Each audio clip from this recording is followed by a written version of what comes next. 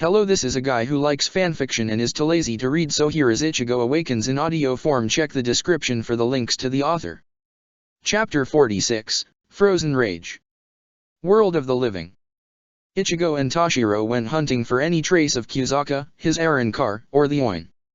They've spent an entire week searching for any leads, hoping that they'd find the trio, or at least they'd go after Ichigo and leave a trail to follow. No such luck for either of them. Word was that there was an attack in Soul Society with ice attacks on Par with Hirin Meru.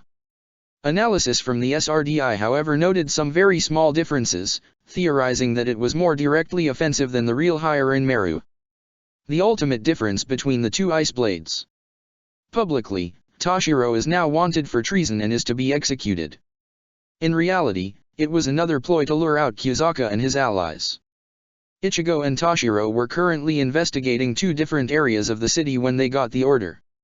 Toshiro near a shrine and Ichigo near the old Quincy training grounds. He forgot about a few select individuals that would like to speak with him. Well. He heard from above, a light tone that spoke of sadism and poor attitude. He looked up to see Candace and Bambietta standing amongst the branches. Looks like someone finally took the invitation, said Bambietta, smirking down at the hybrid and winking seductively. Lucky for us, it's the cute one. Ichigo released a disinterested and annoyed sigh. Now her seductive smirk was filled with anger. He's also the more dangerous one. Ichigo turned his head to see Bazz show up behind him. Ichigo, he growled, still angry about last time. Rooster. Ichigo replied, no trace of fear in his voice and earning an angry twitch from the Quincy. I'll be honest, I forgot about you guys completely. He continued, the stern ritters glaring at the hybrid. I've been pretty busy with things. A coming war with hollows and some jackass might destroy time and space. Ichigo's apathetic scowl turned into a threatening glare while his phone rang with a new message. He took a sideways glance to read the message, and he needed to hurry. Toshiro sensed them and they were coming his way. So if you don't mind, I have things to do. He quickly undid his two seals and created a suffocating atmosphere. Uriah and I will talk to you later. This is more important, he said before disappearing, leaving the Quincy to start breathing harder. Each one was idly wondering what Ichigo was anymore. With Ichigo. Ichigo, come to the old shrine on the edge of the city. They've found me. That's what Toshiro's text said. He sent a message back to Hiri after undoing his seals saying to increase the spiritual stasis around the city. It's not often he's allowed to release 100%, as he still doesn't have the fine control everyone deems necessary, so he often makes mistakes. He needed to stop 5 times before finally landing in front of the shrine in question after shooting past it over and over. He was in front of the shrine, just as the two errand car finished telling Toshiro something. Time to set the plan into motion. Toshiro Ichigo, by order of the head captain of the court guard squads, you are under arrest for treason against Soul Society. Ichigo called out, trying to make it sound like he was about to turn on a friend. The twin sisters got between him and Toshiro. Go on ahead, the red girl said, pulling out a sword of fire. We'll cover you. Just get to Master Kyuzaka. The blue girl continued, pulling out an electrified whip. He's been waiting for you for long enough. The young captain looked to Ichigo before winking. The hybrid nodded and continued forward. That prompted Yang to attack, blasting a large wave of flames to the fearless hybrid. Ichigo ended up walking through it like it was a warm breeze. This unnerved the girls, but Yin did not falter as she sent balls of lightning at him. The results were the same as he brushed the electricity aside. They then mixed the lightning and fire to hit him with the combined energies, praying for any result. Ichigo meanwhile, took his chance to leap over the smoking form of his ally and run to where he was told to meet Kyuzaka. Ichigo proved himself resilient when he jumped out from the smoke cloud and kicked the boy in the stomach, making the captain puke up blood and bile as he was sent flying into the city, and through a couple buildings it seemed. Whoops. Ichigo winced, not trying to hit so hard he would kill Ichigo. This must be why Yamamoto keeps making me practice calligraphy. He thought while hearing something he's only heard when the very captain he just kicked had attacked him. He twisted himself to see multiple Chinese dragons made of purple ice come flying towards him. Seriously? He mentally screamed as he was encased in ice for a second before freeing himself. He looked up to see the same cloaked and masked figure that was supposed to be Kyuzaka. "Sorry for the cold introduction, but you're in my way," he said, pointing at Ichigo with his blade. "I only take ice puns from one guy and I just kicked him across the city." Ichigo called out fearlessly. "So either piss off or tell me who you are." All he got was some twisted laughter as Kyuzaka attacked again. "My name is of no consequence to a dead man." He continued to send dragons at Ichigo. They were faster than Tashiro's, but seemed to lack the same level of flexibility. Since Ichigo was already familiar with higher Inmeru's abilities, he swerved and dodged the attacks with high speed and great ease. He was charging toward Kyuzaka when Yin and Yang attacked him with a stronger combined strike, letting Kyuzaka gather his dragons to converge on Ichigo again. There was a pause and Kyuzaka smiled, believing in his victory.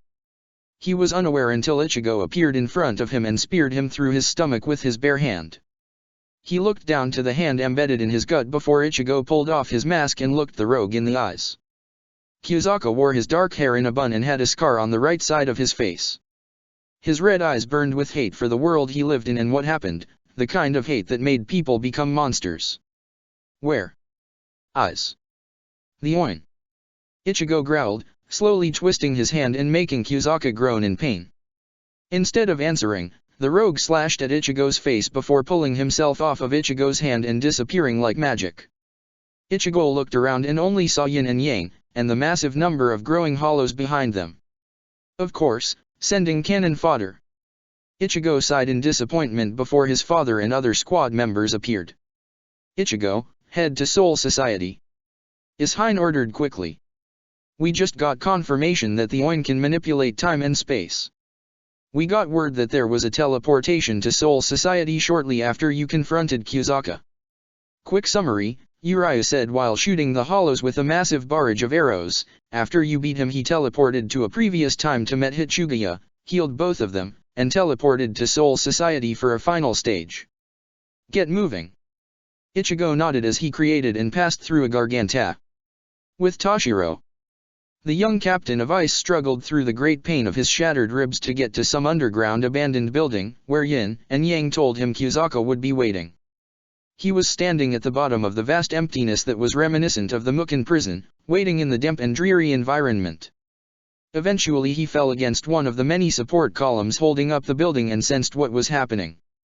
To his partial surprise, he felt Kyuzaka's Ryutsu clashing against Ichigo's and getting predictable results. To his complete surprise, he also felt Kyuzaka in the same room as him. He looked up to see his old former friend appear before him and looking like he'd been injured before standing upright. "Hello Tashiro." He greeted his old friend. "I've been waiting for this for a long time." He held out his hand, grasping something with a bright golden glow, and Tashiro felt his wounds heal. "I wanted to send a message but things were getting out of hand."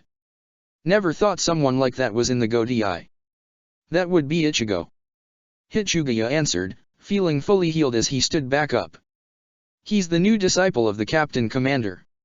"And what suffering did he go through for that?" Kyuzaka asked, disgust evident in his voice. "You know how Soul Society is. What they made us do. Why do you still give them your loyalty?" "Because of that childhood friend of yours. Momo has nothing to do with this and Soul Society is different," Tashiro countered. "The ones that made us fight are dead and there's been a revolution of progress. The Soul Society you remember is becoming just a memory dash. Don't kid yourself Tashiro." Kyuzaka roared, unbridled hate showing in his every action. "I swore my loyalty and they killed us simply for having the same Zanpakuto. You expect me to believe that a system that's been the same for millennium could ever change? No. They must pay for what they did to us." The Oin glowed again as everything but them began to shift and move. "Come Tashiro. Our vengeance is at hand." Within seconds they were transported to Soul Society, on the Sokioku Hill, still littered with scars from Ichigo's fight with Aizen. The first step towards change for the land of the Shinigami. Kyuzaka explained the power of the Oin, allowing control over time and space, but Toshiro only paid attention to the gathering Soul Reapers, armed and ready to strike down both him and Kyuzaka. "Stay back, all of you." He heard a familiar voice call out as Ichigo stood between the army of Soul Reapers and the two friends. "This is too dangerous, keep your distance. Let them sort it out. At least someone is smart enough to know when he's outmatched."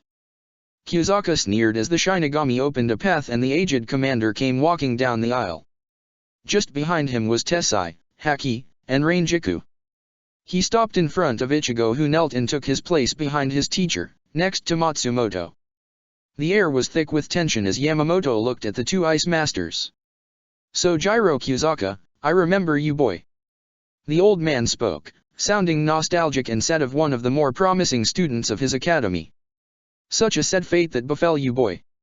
Sentenced to death by a bunch of fools that overstepped their limits." And the old man that accepted their words. "Yes, sentenced to die simply because there can't be two of the same Zanpakuto." Kyuzaka sneered at the military leader. "And now for what do you mean overstepped their limits?" he asked as the words finally registered with him. "You were told that it was against the law for there to be two of the same Zanpakuto, and that is true," the ancient dragon explained. "But not because of written law, by fact. Zanpakuto are solely unique to their wielder, and the only way for there to be two of the same weapon is if that Soul Reaper was cloned or got a second Zanpakuto. Central 46 is not made up of any Shinigami, but of 40 wise men and 6 judges. People that know only of the law but not much else. Their ruling was to create order for the people in Soul Society, but that has changed into them being a bunch of self-serving fools, leading to many failures and unnecessary deaths and crimes. You were put into an unfavorable position and executed. All for a Zanpakuto you didn't even have." Kyuzaka looked like he was going insane with anger and disbelief. "Lies!" he cried out, the Oin reacting violently to the shifting emotions of its current holder. "I wield Hyurin Meru. He told me himself his name was Hyurin Meru. I call out his name and he attacks. Zanpakuto are fickle things." Yamamoto replied, calm as ever. "Ask it now, what is its name?" Kyuzaka looked at his blade, and from the look on his face he finally cracked. He began screaming out in anger and denial, crying out that he was the master of Hyurin Meru. Such a pathetic sight. Genri Yusai sighed out. "Though I disagree with their methods, what they found was undeniable. So Jiro Kyuzaka, you do not deserve to be a Soul Reaper. Willing to kill your own best friend for the sake of power makes you unworthy of any power. Captain Hitsugaya, you have permission to execute this villain for the crime of stealing the Oin." Kyuzaka looked up at his best friend with anger and despair. "No. Not again. I will have my vengeance," he cried out, raising the hand that held the Oin. When nothing happened, he looked at his hand to see an orange prism at his wrist. Beyond was nothing. His hand and the Oin was lost to him. "Hako Okuri." He heard from Haki as he held an orange box made of Kido that contained his severed hand and the Oin. Tessai and Haki then turned to leave the area. "We shall seal this away," the leader of the Kido Corps said. "It's far too dangerous to leave out for anyone to grab." They disappeared, intent on locking away the royal relic. "Maintain what is left of your dignity, Kyuzaka," Yamamoto said as he raised his cane. Toshiro prepared himself to duel his former friend, resolved to let him die the way he deserved. Kyuzaka actually took the advice and prepared himself as well. "Fight!" the captain commander ordered, starting the final battle between the two. It ended as quickly as it began, with Kyuzaka impaled on Hyurin Meru. In his dying moments, he remembered that day he betrayed his best friend. All for a sword that was never his to begin with. Never wanted to be back here again. Kyuzaka weakly spoke as he slowly died. "But, in the end, I guess I was always jealous of you. I'm sorry for being such a terrible friend." He weakly hugged Toshiro with his remaining hand as he apologized. "Kyuzaka, I will always remember you as my friend," Toshiro said as the rogue began to fade. "I forgive you for what you did." Kyuzaka faded from the world and the Shinigami left the young captain, alone to mourn the loss of his best friend. Ranjiku's office. The chaos slowly died down and things began to shift to normal again. Ichigo was declared innocent of everything that occurred. Tessai and the Kido Corps locked away the Oin. Squad 10 was recovering from the whole mess, and Ranjika was just happy to have her captain back alive and well. She was sitting alone in her office with a contented smile as she drank some booze from her hidden stash. All of her usual drinking buddies were actually busy with other stuff, so she was left alone. Until she got herself a surprise visitor. "Hey!" Ichigo called out from behind her, making her jump in surprise. "That seat taken." She turned to the hybrid, recognizing the smell from the bag he carried. More dried persimmons. He did care.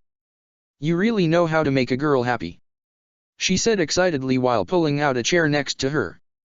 She snatched the bag away and began to nibble on one of the dried fruits as Ichigo sat next to her. Once he got settled, she leaned against him with a happy smile. "Thank you." Ichigo wrapped a comforting arm around her. "I told you I'd bring him back."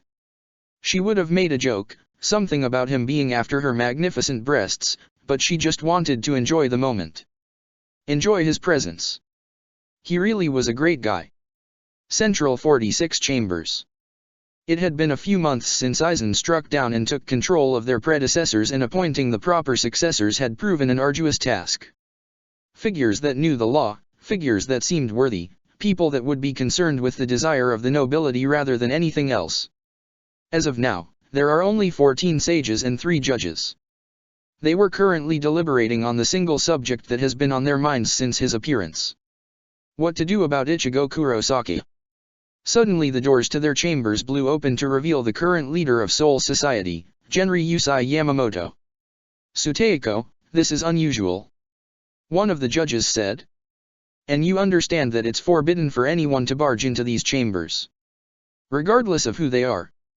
"I'm the captain commander of the 15 court guard squads," he stated simply. "I go where I want. And I have something to say to you." The various members that made up the leading authority in Soul Society watched the man, the ancient captain that always did as the law commanded, made his voice heard. "Your predecessors determined the law, and without question, the members of the Godai 13 followed and obeyed. Because of that, no one questioned when Aizen orchestrated his conspiracy and did as they were told. Before that, good captains had to go into hiding because they were not given an investigation. They saw the law broken and ordered death." He raised his cane and slammed it into the floor, creating a large spider web fracture throughout the chamber. "No more. Your decisions will not go without question, your command will not be obeyed mindlessly, and your word is no longer law." The announcement filled the members with shock and anger, immediately arguing against his rule. The Central 46 was created by the Soul King. One of the sages yelled out. "We act on his authority." There was a suffocating and crushing pressure as Genri Yusai silenced them all with his power.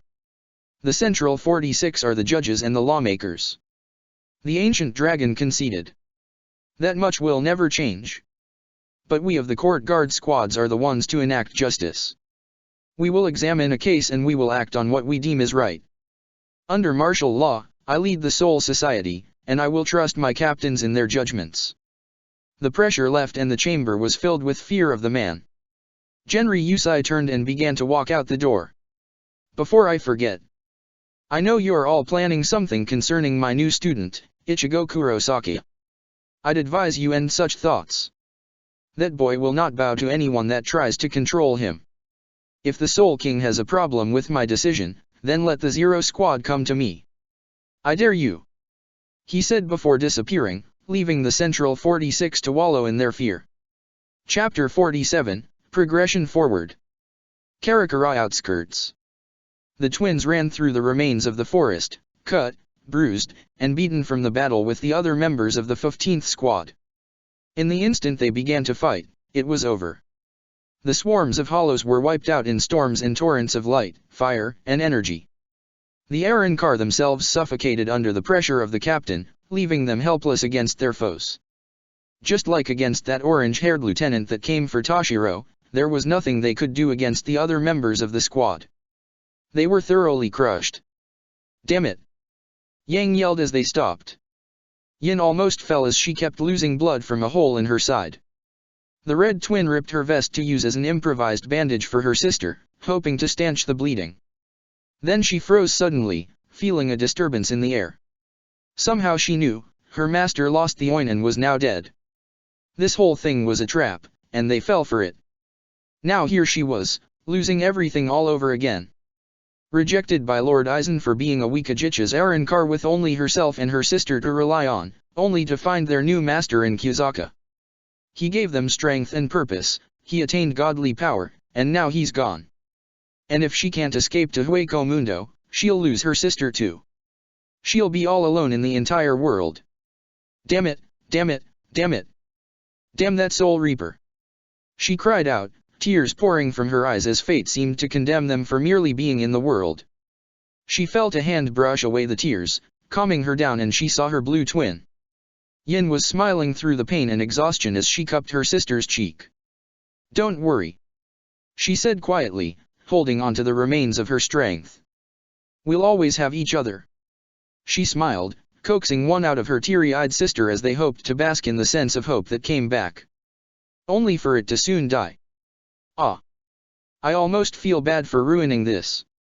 They heard a cruel voice call out, looking up to see a brown-haired girl with a white beret wearing a sadistic smile, sitting on a branch in the trees above them. But I doubt you'll be missed for what you did.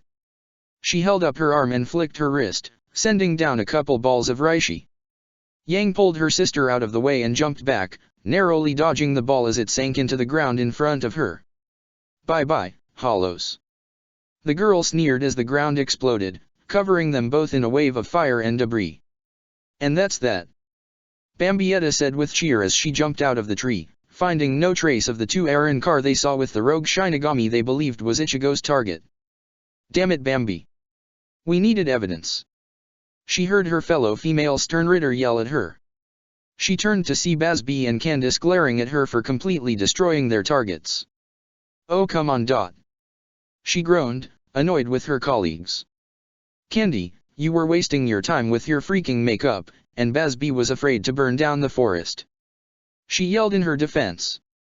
Besides, you heard Ichigo.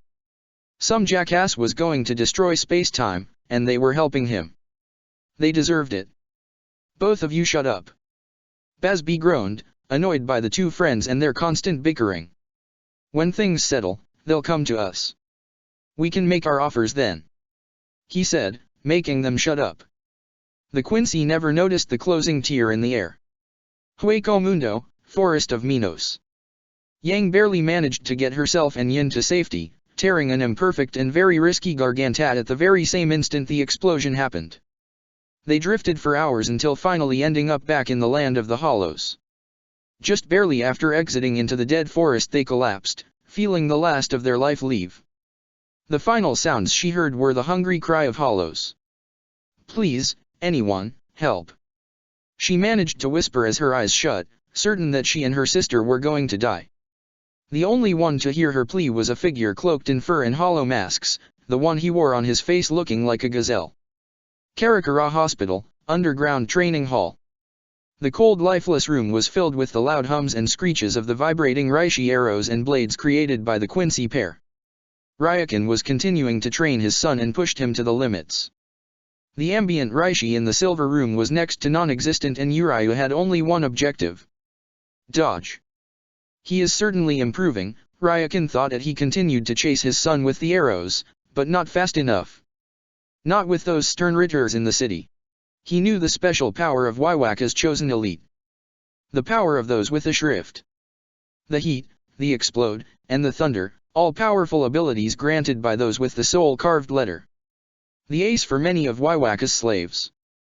Urayu needed to have a greater mastery over reishi manipulation to fight on par with them, but even then he feared it would not be enough against certain shrifts. He forgot to control his own strength and shot an arrow through Urayu's leg, making the boy stumble and collapse to the ground. Urayu! Connie cried out as she restored the ambient reishi to normal levels and ran to her precious child. Urayu, are you alright? I'm fine, mother. Urayu said through gritted teeth. The arrow dispelled from his leg as the parents got around to patching up their son. Guess I need to work harder, right father? Urayu chuckled out, trying to liven up the situation. Connie merely glared at her husband for hurting their son. Ryukin, he needs a break. she said adamantly. You've been doing this non-stop for 2 days and you're being much harder than when he crippled his powers. Uriah tried to say something but his father started before he could. I know, but we can't afford that, he said, berating himself as he defended his stance. Whack already sent his spies and they'll try to take him and Ichigo by force if they can't convince them. Uriah tried again, but his mother already had her rebuttal. He can't defend himself if he's dead on his feet exhausted. She returned heatedly. Screw it, the archer thought as his parents began to argue in earnest. He brought his fingers to his mouth and loosed an ear-splitting whistle, getting the desired result of shutting up his parents. Thank you. Firstly, Mother, I appreciate the concern. But Father's right, time is running out and I need to get as strong as I can as fast as I can. He then turned to his father and used common medical knowledge. And Father, you know constantly pushing me like this will have the opposite effect. I need some time to rest and recover. And don't worry about the other Quincy. Ichigo and I already have an idea on what to do with them, he said, with an evil smirk as he thought over their simple but effective plan. A new apartment. Sara watched his sister sitting in the lotus position and meditating into a trance, balancing her inner self and gaining full control on her emotions, the main key to utilizing contract spirits. The Shunshunrika were easy for her to practice with as they only went to someone with a certain purity and kindness. Infinitely powerful, but hard to fully utilize because of the constraints of emotional ties. All she really needed was the strength of will to fight back and she'd be nigh unstoppable. Sara knew that and promised to help her have the strength to fight back.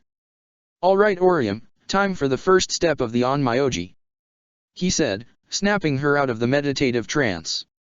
He sat in front of his sister as she watched him with full attentiveness.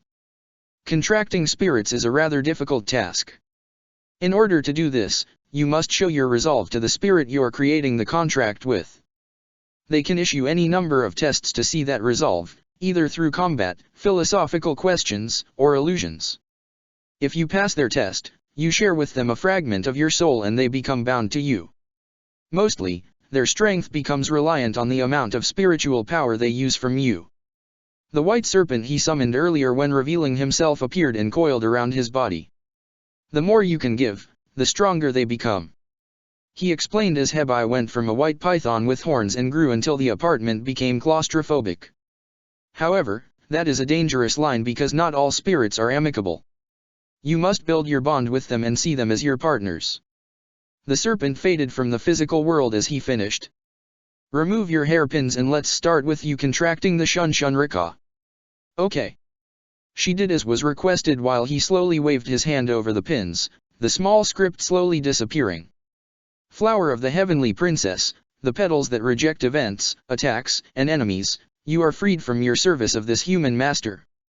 Sara chanted as a paper tag manifested in front of Orium. On it was a 6-petaled flower with each one being a different color that signified the Shunshunrika. Now concentrate your soul into your hand and call them out. Following her brother's command, she did so and summoned out the 6 fairies. Flower of the Heavenly Dash, she started the incantation for the contract before she was interrupted. We accept. Shun-O said with a smile, the other sprites nodding in agreement. The sibling felt a sweat drop at the disregard of normal ceremony these contracts were supposed to be following.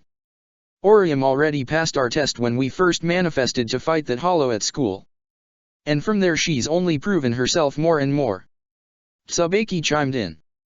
I was worried she would just be a pushover but that fear was unfounded, he said, looking at the auburn-haired girl with pride.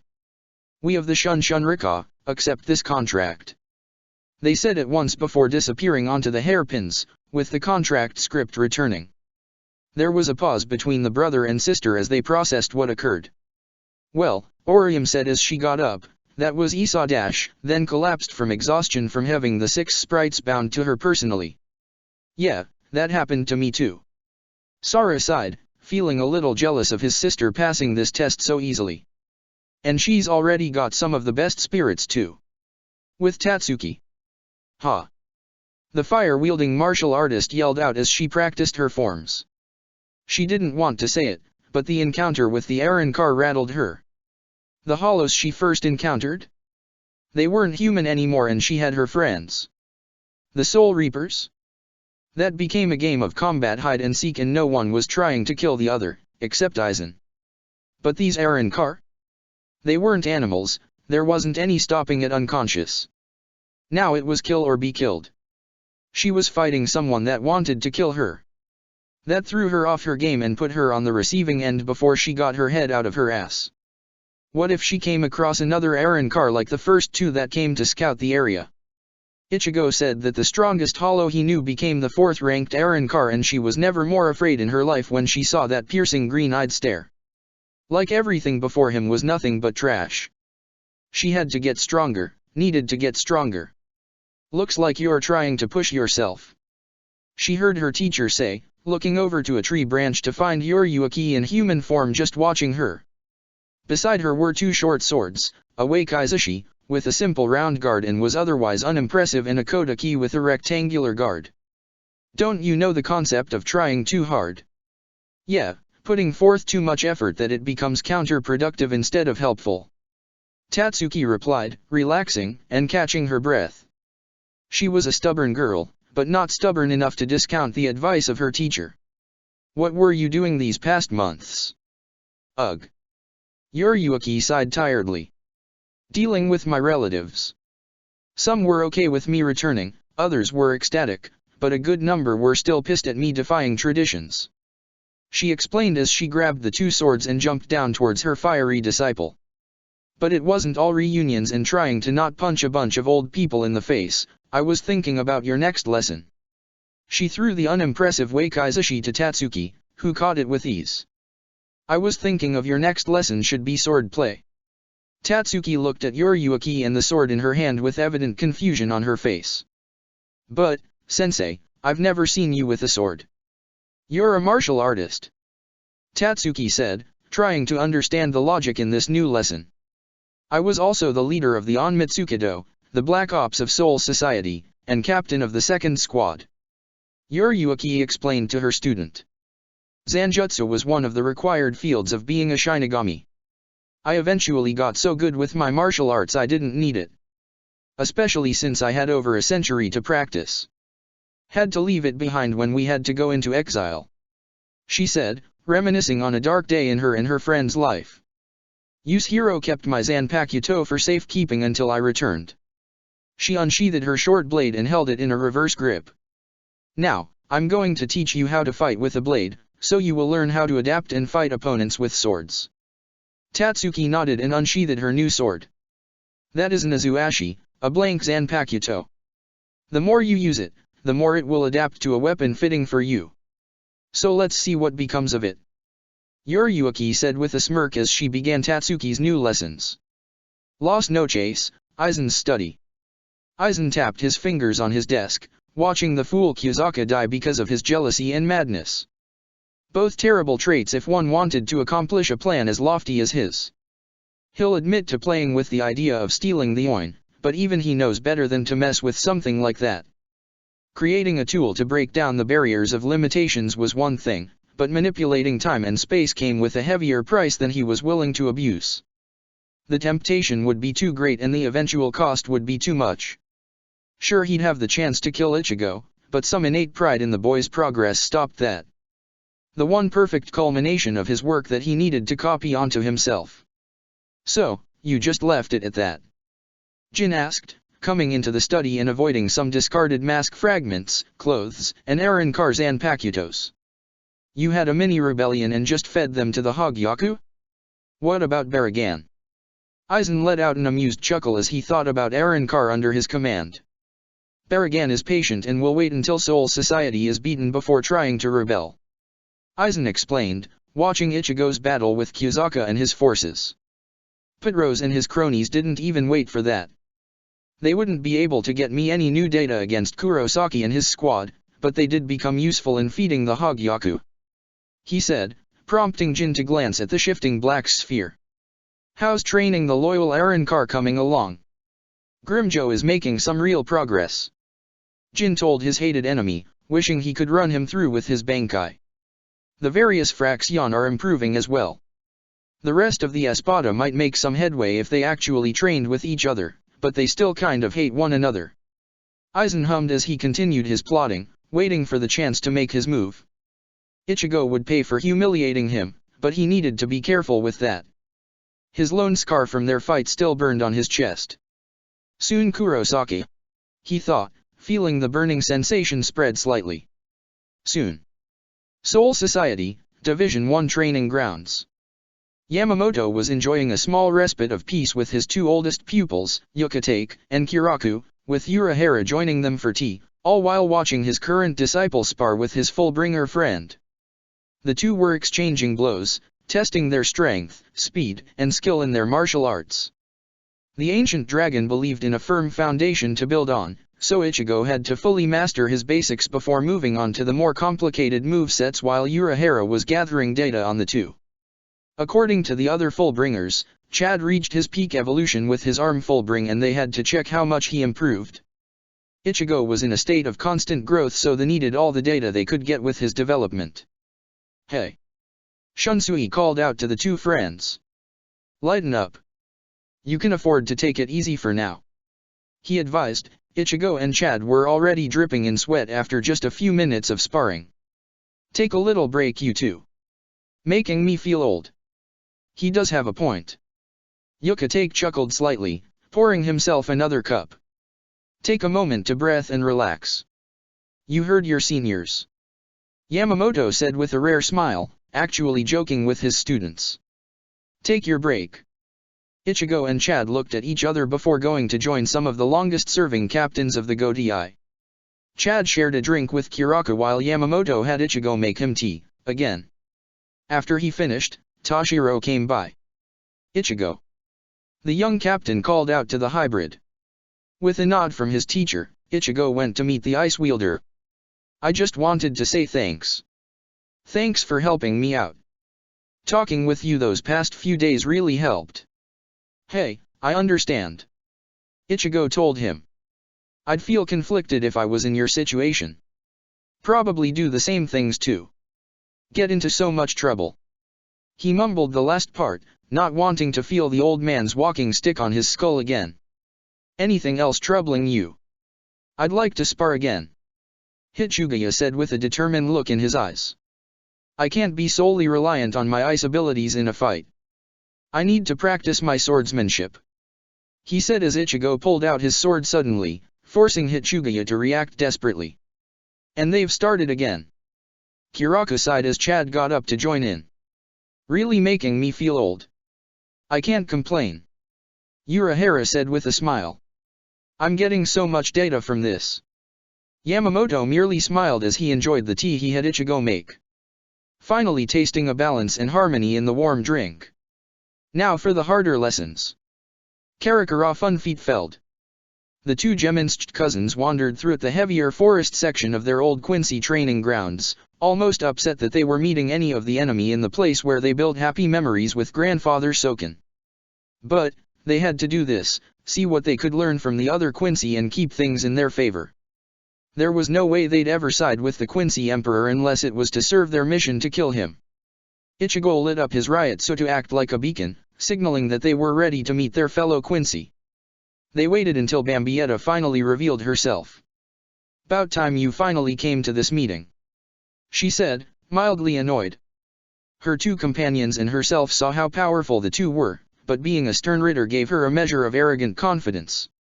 She was convinced she could blow them away before they figured out her power. Now, let's dash. All three of you together, in front of us, or no deal. Uriah demanded, breaking her stride as he laid down their terms for the meeting. I'm not exactly keen on meeting other Quincy, especially ones that have been in hiding for who knows how long. Either all three of you are together in front of us, or we leave. There was a pause for a couple of seconds before the two began to turn and walk away. Wait. The Explode called out. Fine. You win. She said as Basby and Candace appeared at her side. They planned to ambush them, but the two never dropped their guard. It was going to be a race between reaction times, and they didn't like their chances. There, all three of us from the Vandenreich, sent to return you to your proper family. But why are you siding with the Shinigami? She demanded, working with the making them see the light objective of their mission. They had committed genocide on our race.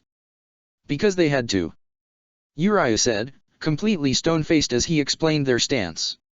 When they kill hollows, they purify souls for the cycle of reincarnation. When Quincy kill hollows, they are completely destroyed.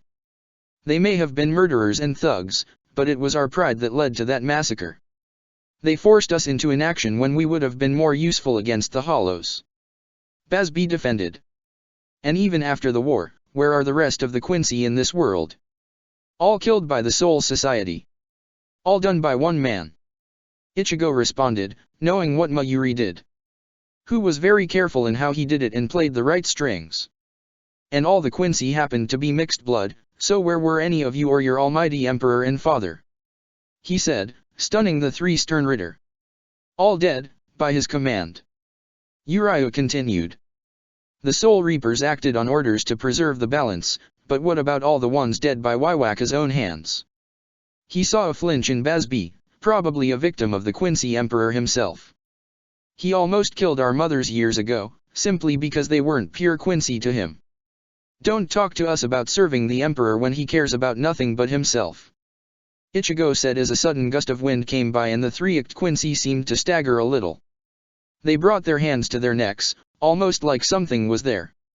Hope you understand. We have no love for His Majesty. Trust us, he's not worth it. Uriah said, talking like they were friends suddenly. You might want to leave too. The cousins then left the three to their own devices, smirking as the plan seemed to work. Up in the higher parts of the forest canopy, a well-dressed but scarred individual was putting a bookmark in a book. What a fascinating read. Tsukishima said, closing his new book. Illustrated Guide to Soul Reapers. Future Dress-Up. After their honeymoon was cut short, due to classified information, Rukia decided to stop by the SWA's new meeting place. A normal meeting room that they used for storage. They still didn't remove all of Yachiro's candy or all of their spare, not important. It was just a major scale down from their former glory. The only other person that was in the room was Rainjika with a magazine, making use of her break time, i.e. avoiding paperwork. Rukia thought that was a good idea after what she and her husband did last night. She was still limping from the activities, something Rainjiku noticed. Sue, when should we expect the baby? The Busta lieutenant asked teasingly, making Rukia blush heavily. Rainjiku. Now's not the time for us to even think about kids. Rukia protested, happy that she had a plentiful supply of birth control medication. Besides, I'm a lieutenant. I can't just abandon that duty, especially in the midst of a war. Ah, Rainjiku whined, and here I was hoping to play dress-up with my future, would it be stepchild or? She said, not really knowing the link with future sister wives. And this Chappa onesie looks so cute. She said, looking back at her catalog with a fox-like grin as curiosity gripped the married noble. Rukia caved and took a look, eyes sparking at the cute baby outfits for her future children with Ichigo. Then a thought occurred to her. She's teasing me? She smiled as she figured how she might turn it around. Well, I'm too busy to think about kids. But you can do it if you want. She said, believing she got the drop on the lazy lieutenant. Thanks for that. Rainjiku cheered. I'll go look for him now. Already got the dress and ring. She said before running off. Rukia blinked her eyes in confusion. Did I just give her permission to be his next bride? Pacifying Nanao. The current president of the Shinigami's Women Association, Lieutenant Nanao Ise, was currently drowning her sorrows in the emergency chocolate stash of the former president. It just wasn't fair. She put up with Yachiro's childish antics for years, ensured that their club was well funded, tried to help morale by selling quality merchandise of the captains whom the other Soul Reapers saw as celebrities. Everything was fine. When Yachiro became Zaraki's Zanpakuto full-time, she had her chance, and then that Quincy ruined it all. She'll admit that abusing her authority in the budget committee was her fault, but Yachiro's crimes should not be her responsibility. Then he got Anohana's support with a gore-filled picture book that she for some reason likes. Most of her members are dating the poster boy of the Men Association, and their club now has the same budget as every other one. As it stands, Their usual way of getting things done was no longer an option. They couldn't force their ways anymore. "Hello, Nanao," she heard someone say. She looked to the door and saw the reason for her misfortune, Urayu Ishida. "What do you want?" She practically growled at him through a mouthful of chocolate. He held up what seemed like a book. "I wanted to give you this as a present," he said calmly, almost hypnotically as he walked toward her. "Captain Kiraku told me you were feeling stressed, so I thought I should give you this since I am probably the reason you're so stressed." Nanao swallowed the mouthful of chocolate before snatching the book from his hand. "You think I'll forgive you with just a single present?" she roared. "You could have said no to joining the men's association and everything would have turned out great. But no, you had to ruin everything I worked for with this club." She opened up the picture book and scrolled through the contents. "You think you can make it up to me with. She trailed off, seeing image after image of her captain in suggestive, almost X-rated scenes.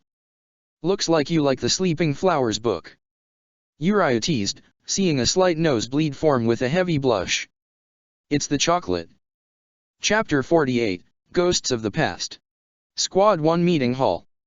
It was moments like these that many of the main forces of the Shinigami were glad that the Fullbringers became allies.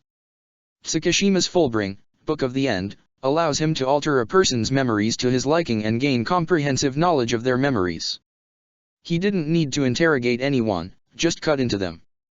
Using this, Ichigo and Uriah distracted the Spiriters while Tsukishima did his thing, letting them figure out what some of the enemy's abilities were and how to manipulate them. Tsukishima took some time to fill out a report on the useful information he collected, then Yamamoto called a meeting to go over the data and figure out what to do next. "Okay, this is what I got from those three," Tsukishima started, almost acting like a teacher with how he was presenting the information. "The Quincy have been plotting for the past 1,000 years on their revenge, against the Soul Society and the Soul King himself. For many, the aging process was slowed down immensely to keep them as able fighters when they could begin their assault. The bulk of the army is made of soldats, who seem on par with your average seated officer, a separate hunting group called Jagdarmi, and 26 elites called the Sternritters, 4 of which serve as the personal guard of Waiwak himself, and 1 is the Grand Master, second only to the Emperor. At minimum, they're as strong as powerful lieutenants, but what really sets them apart is their abilities." Urahara started up the hologram table to show images reconstructed from Tsukishima's descriptions. Firstly, the strongest state of a Quincy was their Let's Still form but came as the cost of their powers. The image showed Uriah in that state during the fight on Sokioku Hill. They have since changed that to attain a form called the Volstandig. The image shifted to show Uriah with wings of Reishi and a halo.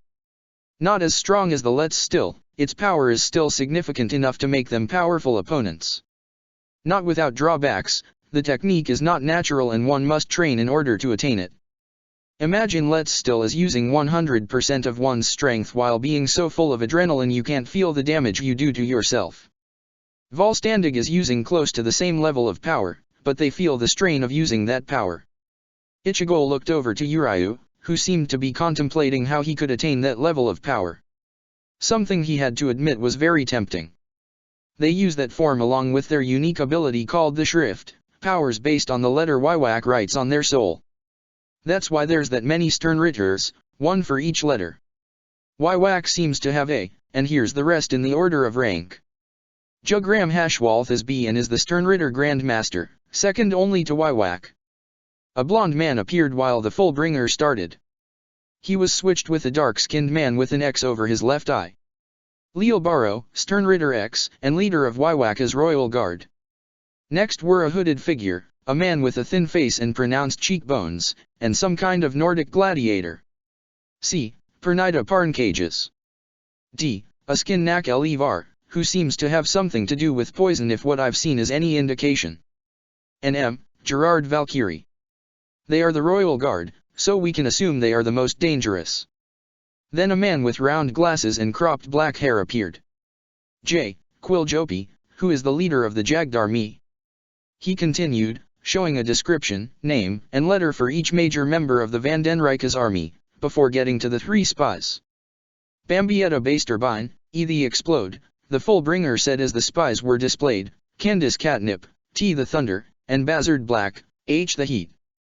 Bambietta can release balls of Reishi that can turn anything they come into contact with into bombs. She acts sadistic and lures guys to her bedroom in order to kill them to vent her frustration.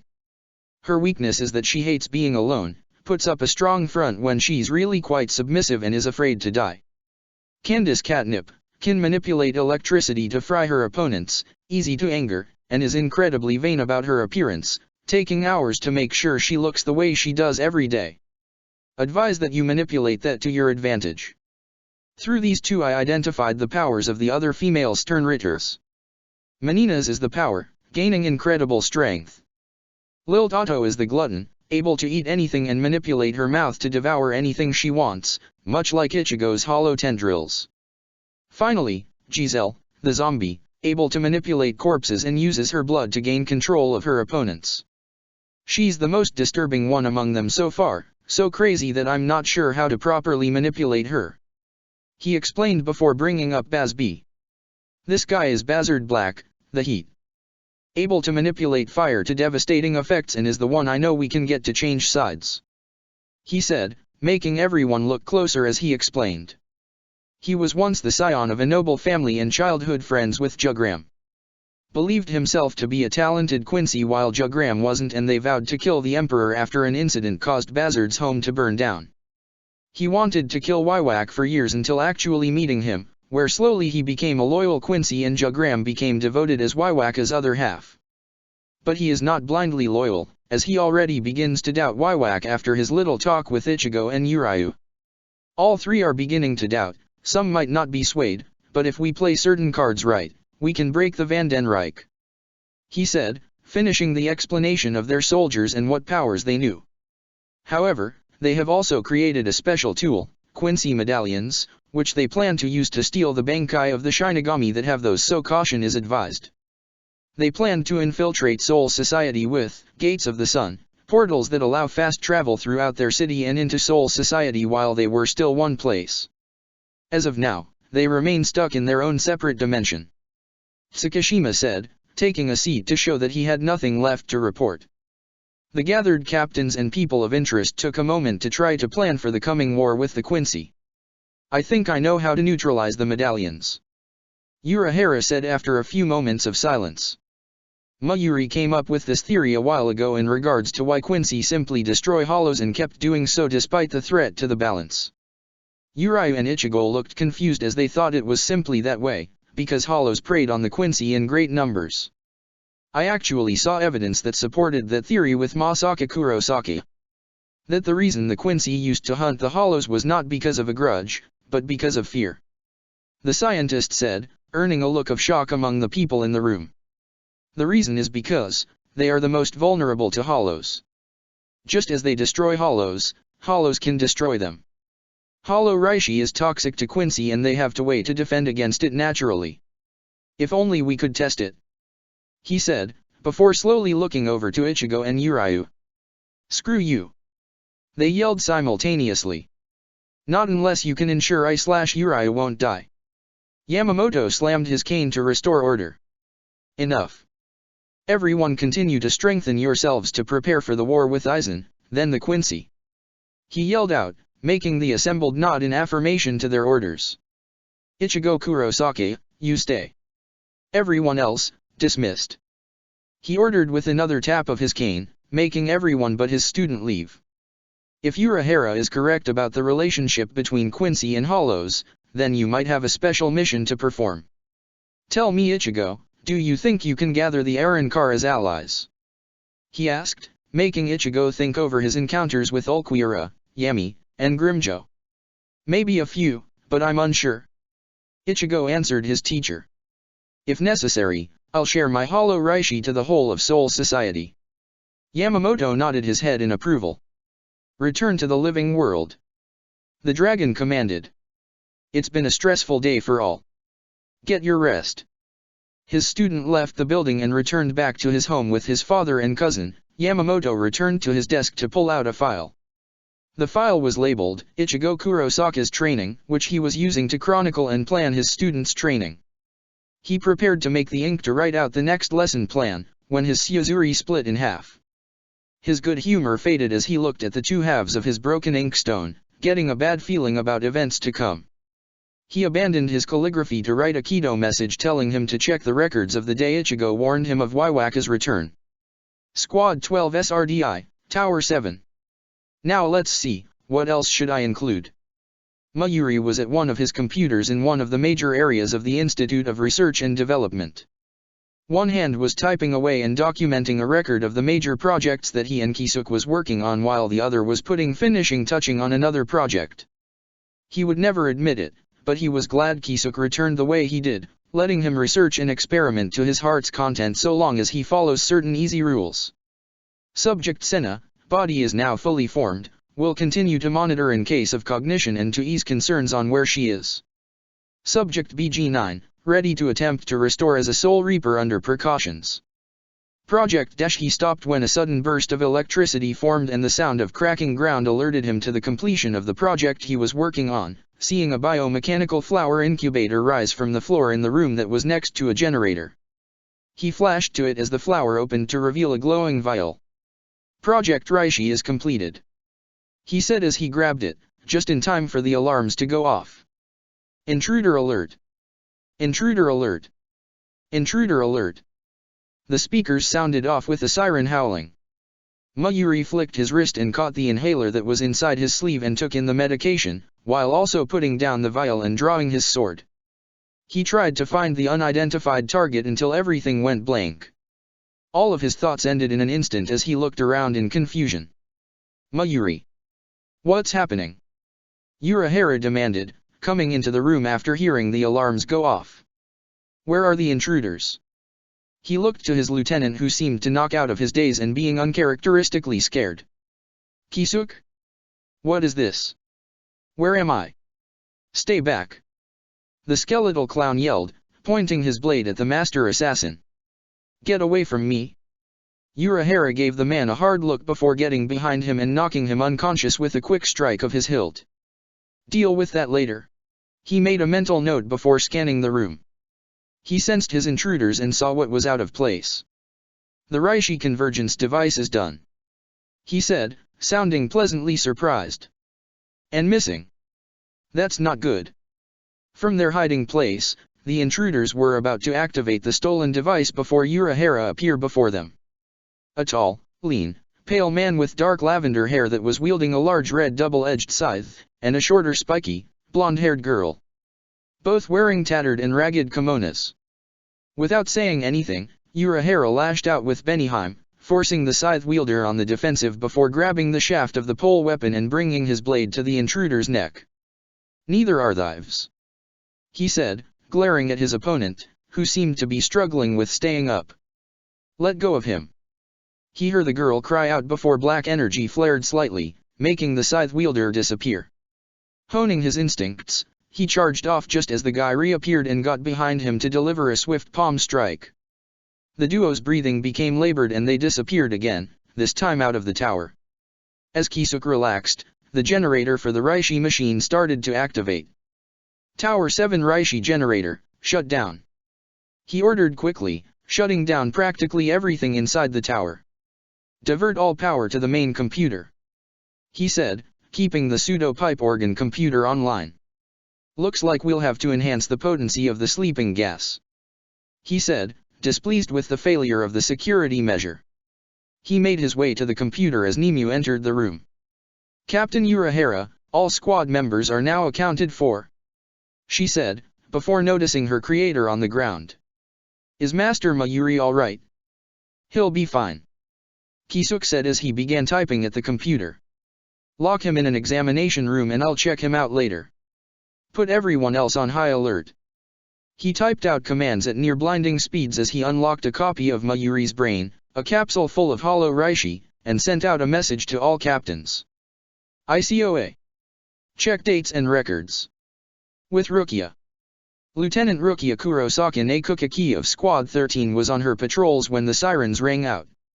Earlier she found a letter, telling her to meet someone at the castle ruins at East 15 of Siriti. She was wandering around for a few minutes before the commotion started.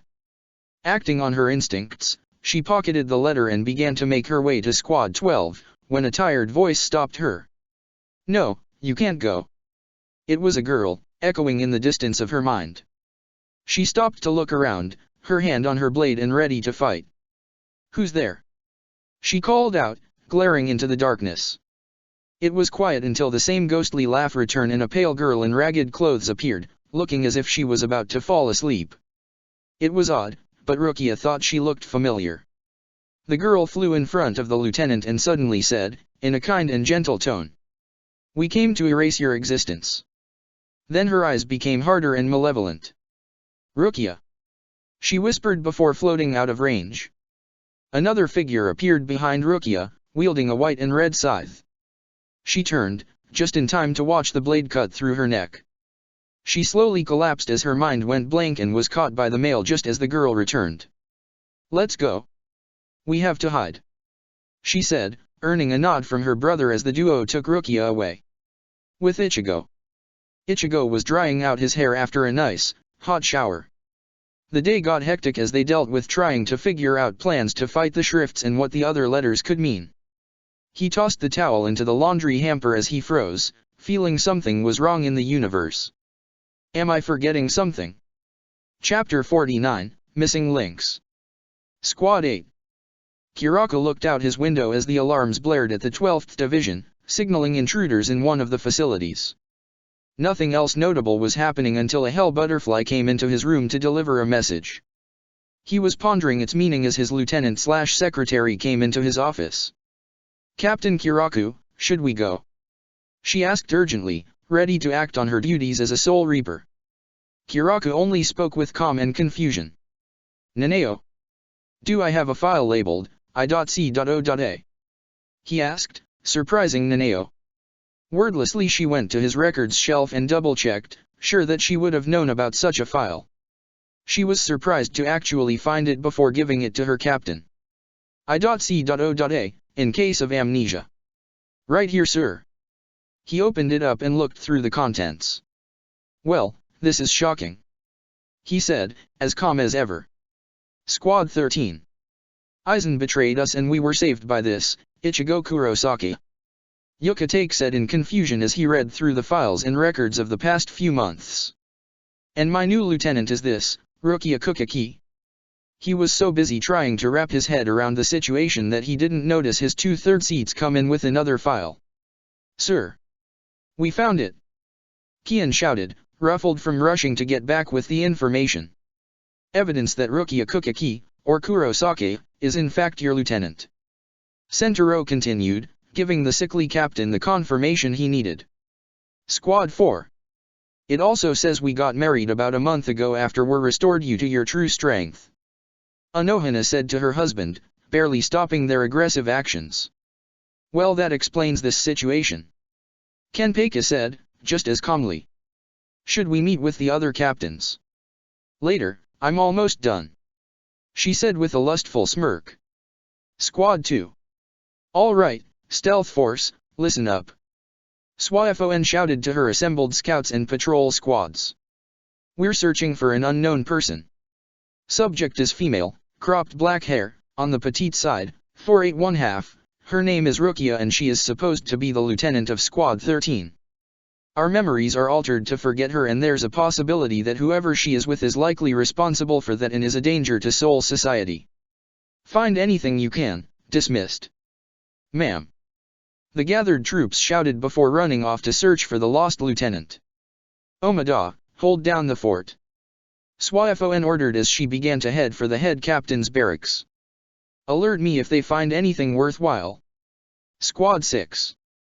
Byakuya was standing in front of the picture of his late wife, set in a new altar for those he's come to consider his family. On it were two faces he no longer recognized until hearing the order to check certain files. After reading his I.C.O. files, he visited the altar to give a silent prayer to the only woman he loved. "Forgive me, Hisuna," he whispered as he steeled his resolve. "I may have forgotten my promise, but I will keep it." He finished his prayer before leaving for the meeting. Squad 10. "Can you trust this?" Rangiku asked her captain after he relayed his orders. They lost their memories about major allies and a key figure in their future. What if someone forged your writing? Then they knew that I'd trust Captain Shiba with my life. Toshiro said as he fastened his blade to his back. Any child of his is worth that same trust. He finished before making his way to the meeting. Squad 7. Tuan. The werewolf thought as he finished reading his reminder records. I imagine I was this shocked and angry when you first betrayed us. But I do not have the time to hate you now. He disappeared in a burst of speed. I pity you, old friend. Squad 5. What do ya know? Shinji said, reading his own backwards upside down writing in his own version of the I.C.O. files. He was sharing a few drinks with Kensei and Rose when it happened. There was a moment of shock and surprise that quickly died after they got the message. Kid got us back to Soul Society. And to think you doubted him, Kensei. Rose teased as he and his fellow Vizard captains prepared to return to Squad 1 for when Yamamoto made the plan of action. He was shaking like a small dog, terrified out of his wits. The stern man argued back. Of course I never thought much of him. Anyone who saw that smile of Lisa's would be terrified. Rose returned in Ichigo's defense. That was a weird Shota phase for her. I wonder how Love is doing. Shinji thought to himself while his old friends got back to the old argument they had regarding their favorite freak of nature. Squad 14. All of you shut the hell up. Love yelled out over the gathered masses of raging Shinigami and citizens of the Rukon districts.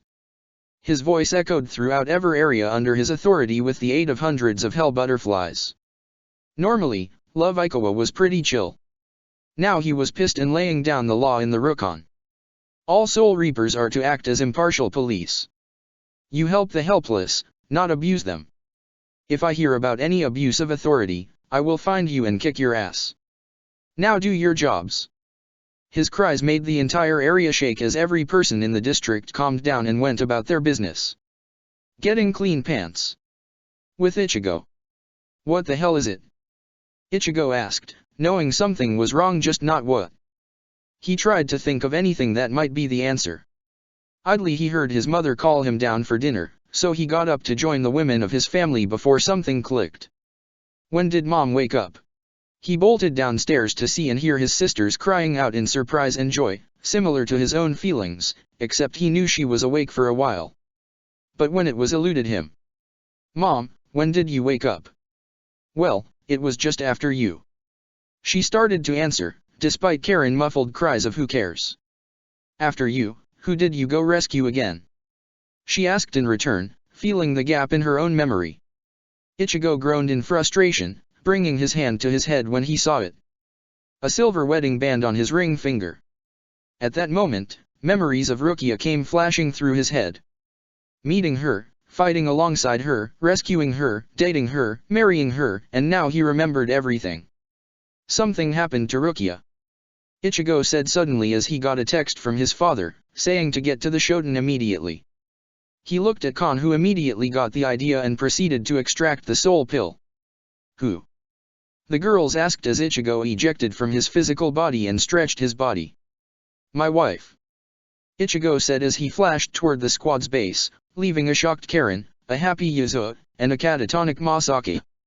He got to his squad's base of operations where his friends and Yoriyuki were waiting. He expected the squad to be a mess, but they seemed pretty functional. What happened? Lisa was cataloging some files and papers when apparently, everyone forgot where they were or what they were doing. Uriu explained as they made their way through to the monitoring station, where Ishine and Hiyori waited. Ishine decided to act like a captain, and despite not knowing him, got the entire squad back on track. Yoriyuki continued for them. A few late patrols, but he got things running again. Can't help but ponder the frightful headway we'd make if Dad took his job seriously. Ichigo mumbled as they got to the room. He saw Ishine with a serious and focused look on his face while Hiyori was snacking on chips. Dad, do you remember Rukia? The hybrid asked, getting a raised eyebrow from his father. No, I don't. He said before turning to Hiyori. How does he remember this, Rukia? Best ask Kisuke. Hiyori said with a shrug. Meanwhile, watch this. Hiyori tapped a key and the screen showed a recording of Hiyori. Okay, video log 1. Hiyori Saragaki. Intel Support and Comms Officer of Squad 12, working with Squad 15. It's been a week since Aizen defected from Soul Society and our base was finished. Shortly after, Kisuk informed all the captains of the Go-Di squads of this hollow he called subject, Memo Eater. Some stupid name after a monster in this game, Dark Chronicle, I think. Don't care, Kisuk's a dork. The pastor said, earning a few giggles from some of the people in the room. Anyway, this hollow is a parasitic type. Very rare nowadays as they tend to get killed fast for being weak. According to him, it latches onto a host with weak Ryatsu or is vulnerable and slowly degrades the memories while draining the host's Reishi. Normally, this wouldn't be a problem as we've been improving security throughout the whole of Soul Society. But something always has to screw things up for the rest of us because Kisuk had a theory and wanted a contingency plan for it. If this hollow could merge with a soul with a great amount of potential Ryatsu and possibly a special Reishi, then the normal rules of Memo Eater no longer apply. Since this hollow affects memories, we've been advised to keep a record of major events to keep us all on track should something memory-based happen. And since the captain here is an ID-Hiyori shut off the recording. I think we all understand what is happening. Hiyori said, trying to focus on the mission present. Yeah, Memo Eater is on the loose and erased memories of Rukia. Ichigo said, giving a short explanation of who she was. But why Rukia? I doubt it's anyone in Soul Society trying to seize power. Yuriuki said while Hiyori was checking the monitors. This is too risky a plan for anyone there. Aizen wouldn't let anything he couldn't control go. Ishine said, rubbing his stubble. He doesn't take risks without guaranteed success. Maybe Memo Eater is acting on its own. Hiyori said, getting everyone's attention. Or rather, its hosts are. Seems like Kisuk confronted two intruders that had Reishi signatures similar to Memo Eater. Now the commander's calling for all captains and Ichigo. Seems the old man wants Ichigo to get all the experience he can get in a variety of situations. That suits me just fine. Ichigo said, flicking his wrist to make a garganta. This is my mission. Ishine and Ichigo jumped into the abyss and made their way to Soul Society. With Rukia. She slowly roused herself from slumber feeling a sharp pain in her head, almost like something was trying to force itself free in her consciousness. She was in an aged building with noticeable wear on the walls but it seemed like it would last a good long while. She found herself in a purple floral kimono, but she felt like so much of her life just disappeared.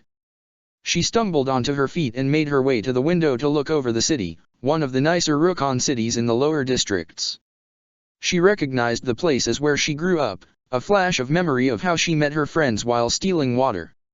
She heard someone enter the room and saw two figures in ragged clothes, a man and woman. Rukia! The girl cried as she tackled her in a tight hug. The two fell over as Rukia tried to rack her mind, trying to remember things she knows is missing. Hey! What's your problem? Rukia demanded as she tried to get the girl off her. Who are you? She stopped when she noticed the girl crying out of relief. Who are you people? She asked, more gently after seeing the girl. Sister, the guy started as he joined them, she's never going to recognize you if she can't see your face. She slowly calmed down and sat up. Yes, I know that. She looked Rukia in the eyes with a happy look on both their faces. Look at me Rukia. Do you remember me now? Rukia stared at the two, trying to rack her mind to remember the two. They seemed familiar, memories of a time long past, but something else was struggling to come back to her. A man with hair of fire and clad in shadow and darkness. Squad 1, Captain's Meeting. The captains arrived, each one delivering a report on what they knew and remembered, who seemed to be missing, and what was currently going on. It wasn't until the very space at the end of the hall opened up to reveal Ishine and Ichigo did they really being to plan. We shall skip the formalities as this is a very tense situation. Yamamoto declared loudly. Captain Urahara, what can you tell us about the matter at hand? The scientist stepped up and activated the holograms, showing a recording of the intruder's attack. During the night, Mayuri was finishing up reports in another project. A Reishi convergence device that we were planning to use to combat the Quincy, according to our files anyway. It was supposed to mix with hollow Reishi to make the air like a toxin for them, but before we could proceed to that stage of testing, the attack came. The scythe-wielding intruder attacked and disappeared after taking the control vial. I came onto the scene too late and Mayuri had lost his memories. I attacked them, but when they saw it was a losing battle they fled. Being who I am, I got a tracking device on the guy. The scene of the attack played out like he described, surprising the captains with some of the display. It seems like our worries are realized as this is Memo Eater's Reishi signature, and that scythe is like its tail. These two are powerful souls. The male has the attack capabilities and can seemingly cut out memories, but the girl seems to be able to teleport. The hologram deactivated as Kisuk continued to voice his opinion. If possible, I'd like to capture them alive for study, they may become useful allies. But how can they remove our memories to such an extent? Ichigo asked, a question everyone had. If I had to guess, they attacked Rukia because I completely forgot about her. Everyone did.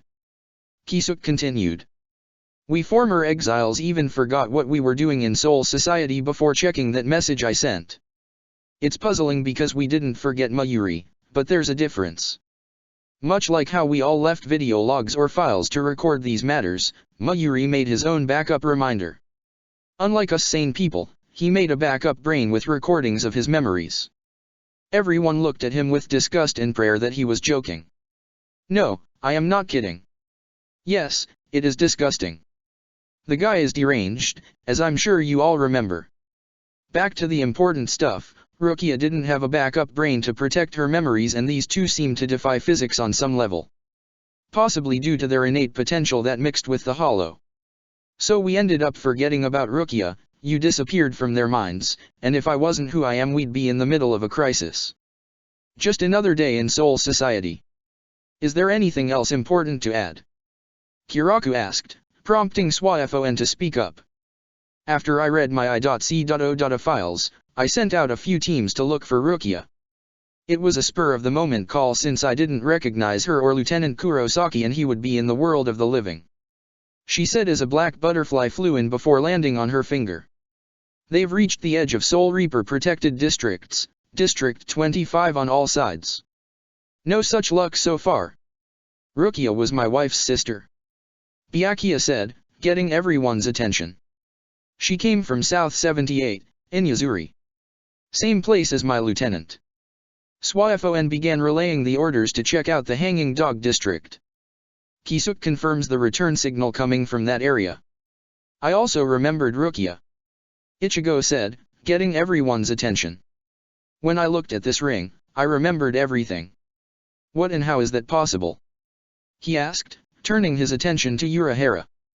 The man took a second to think, remembering the details he read in his files.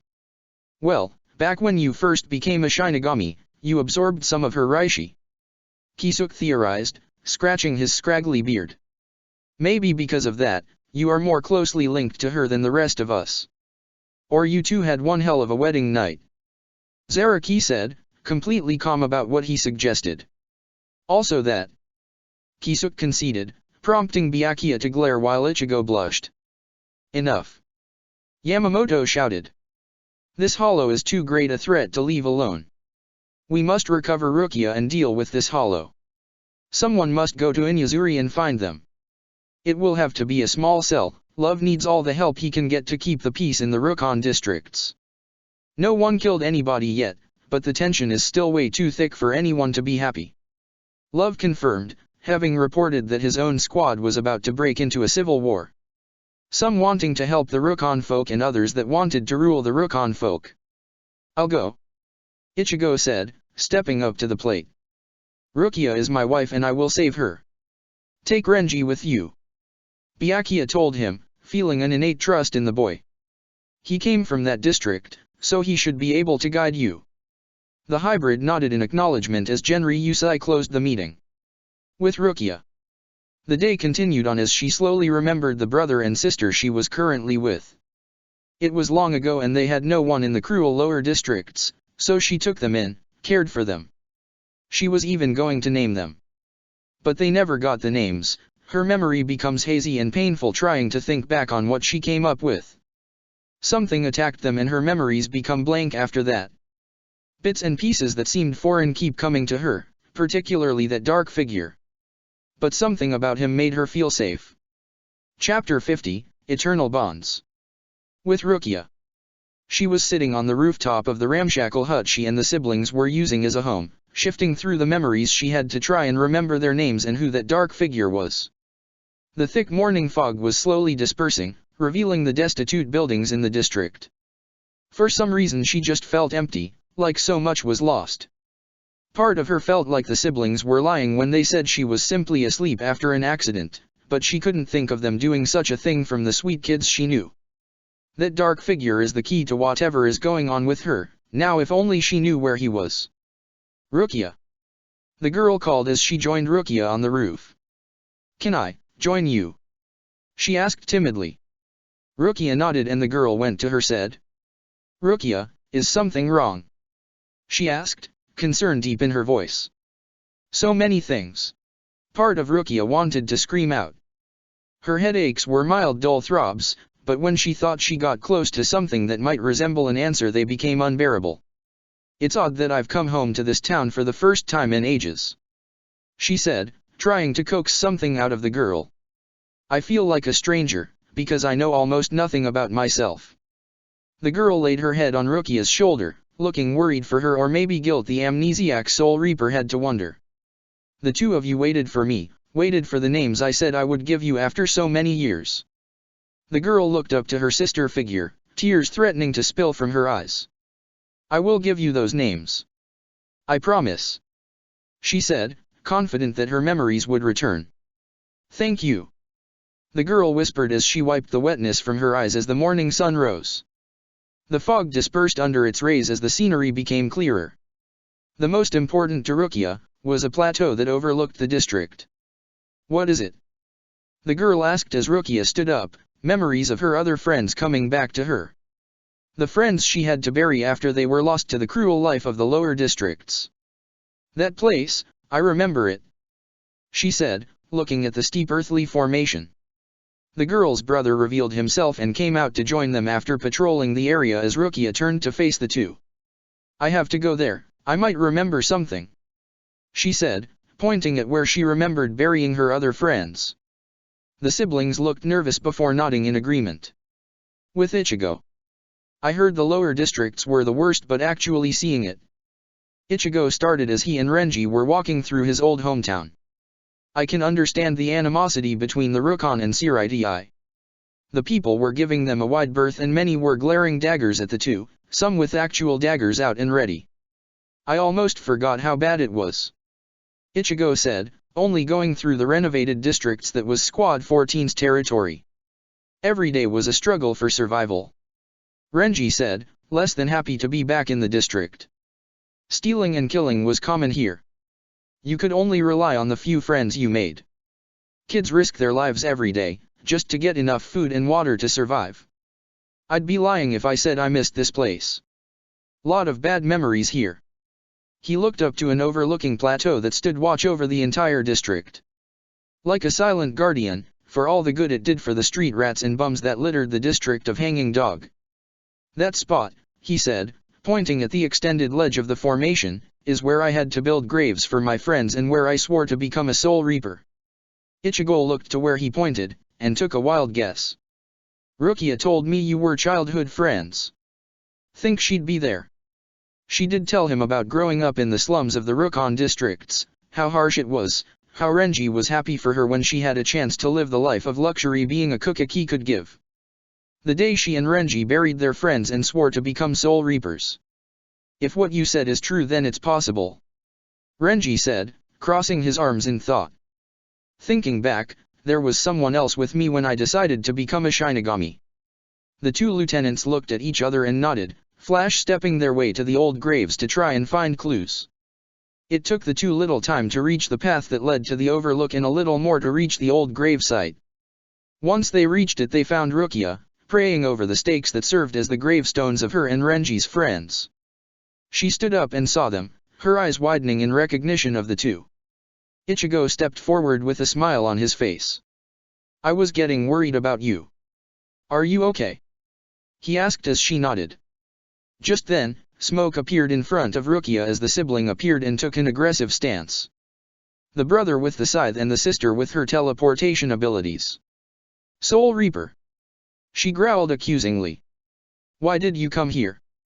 The brother asked, far more calmly.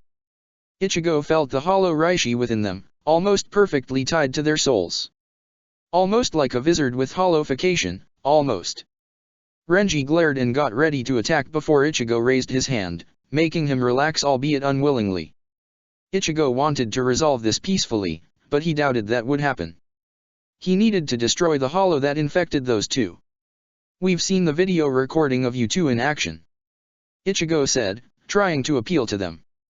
From their recent actions and the fact that Rukia was unharmed, he judged that they weren't bad and simply desperate. He needed them calm, then they could do something about that hollow infecting them. Had it been anyone but Kisuke guarding what you attacked, then Siridi would be a mess right now. The two tensed up just a little more, while Rukia looked at them in confusion. We can offer you two a place among the Shinigami.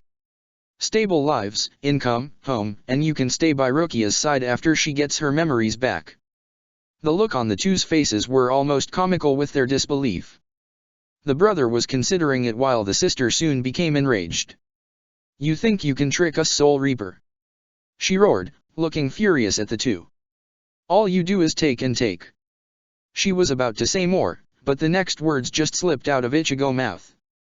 Like how you took Rukia's memories.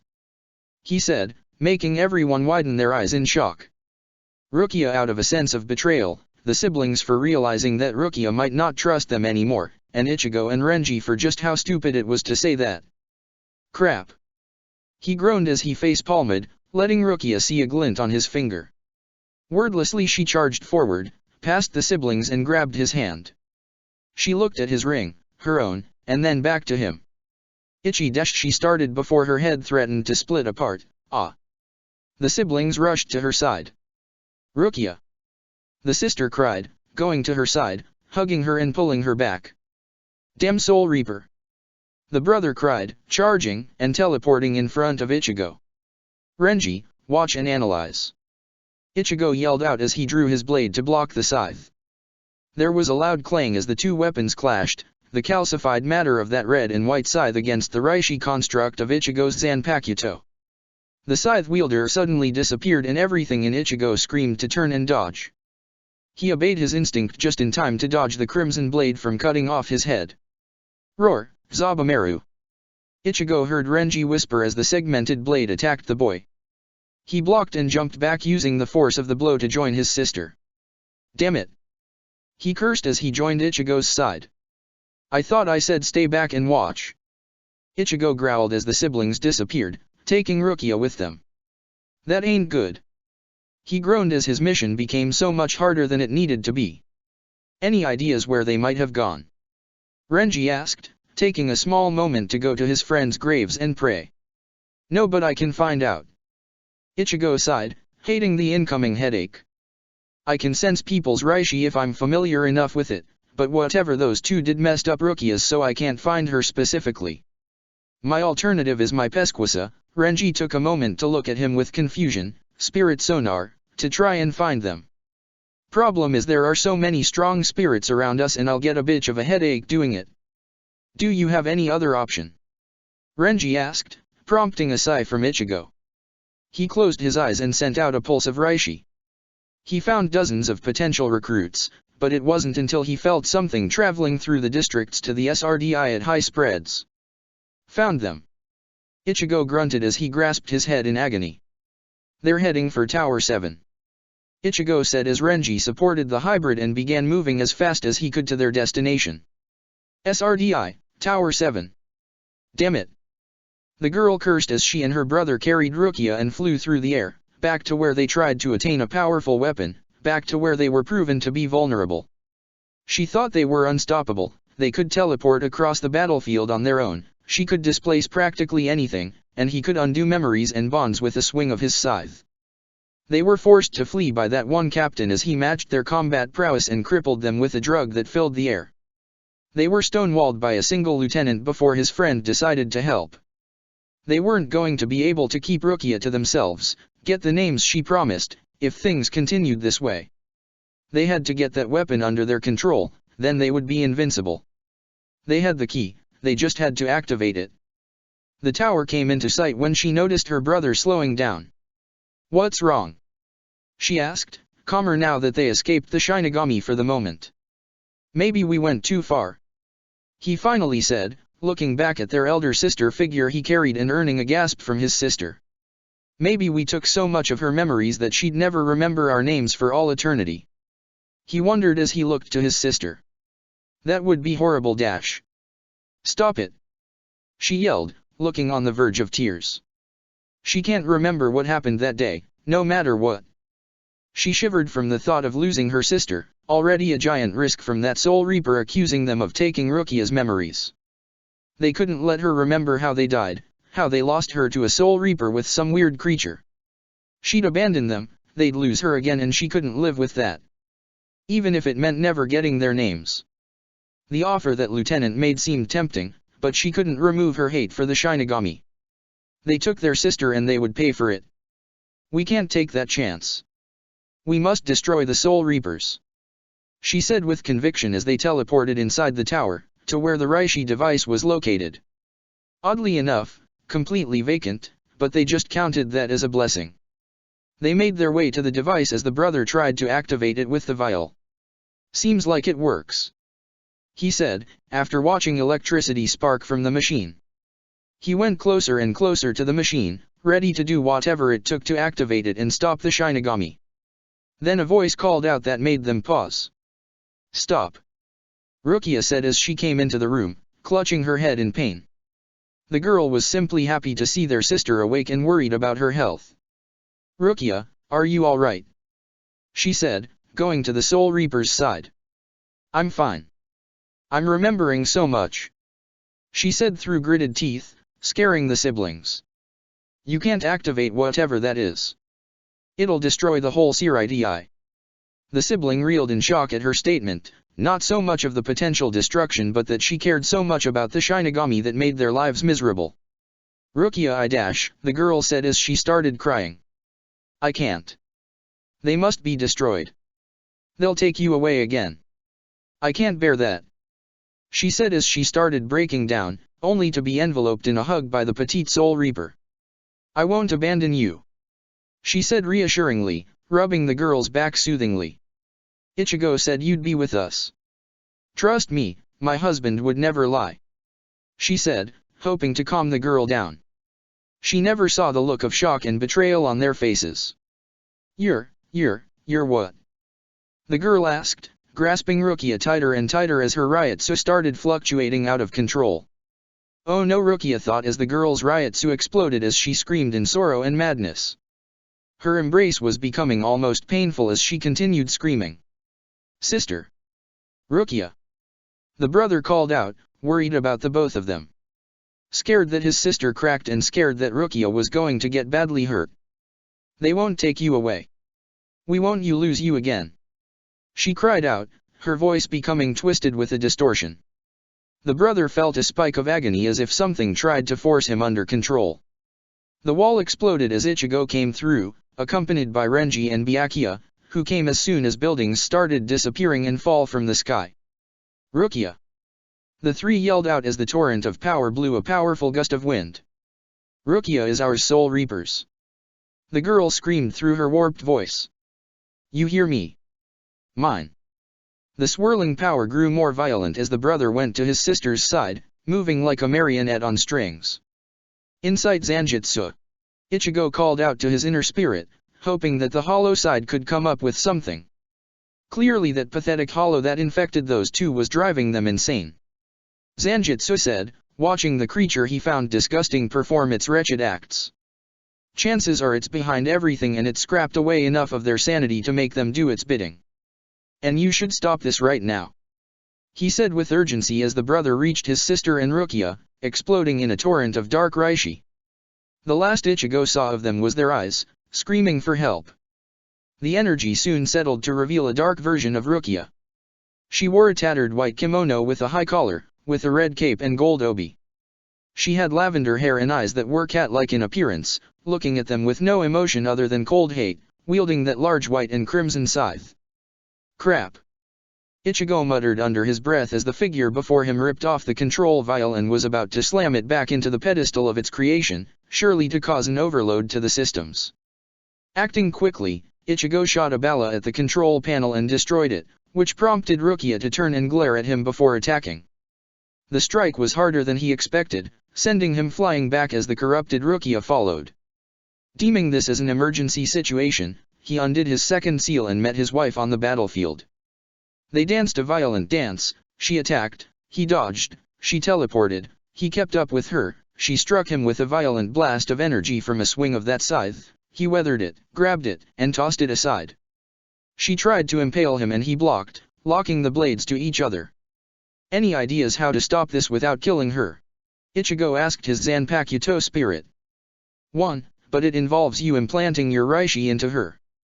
Zanjutsu said, sounding bloodthirsty at the prospect of a coming battle. Go as you will. He said, leaving Ichigo to figure out how to do as his blade suggested. He tried to ponder as the ground beneath them cracked under the combined pressure, until he looked at his dear wife's eyes. Beyond the hollow's control, they were screaming for help. Damn clichés. He thought as he grabbed her behind the neck. His hollow Reishi flaring to its maximum to match and overpower Rukia's own as he pulled her in for a kiss, pouring his Reishi into her. The last sound anyone heard was a twisted laughing in Ichigo's own tone. Check the description for the links to the author.